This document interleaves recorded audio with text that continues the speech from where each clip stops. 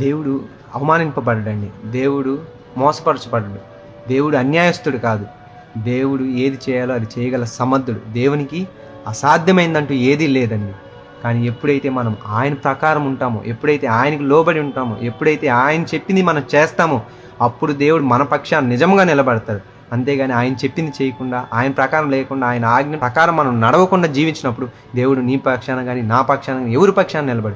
ఎందుకంటే దేవుడు న్యాయం తీర్చేవాడు. దేవుడు అన్యాయస్తుడు కాదు. ఆయన అబద్ధం ఆడటకు నరపుత్రుడు కాదు. ఆయన సర్వశక్తిమంతుడు. దేవుడు ఏదైనా చేయగల సమర్థుడు. ఆయన మోసపరచబడు. ఆయన ఎగతాళి చేయబడడు. అన్యజనులలో ఆయన నామం దూషణకు అప్పచెప్పడానికి ఆయన ఒప్పుకోడు.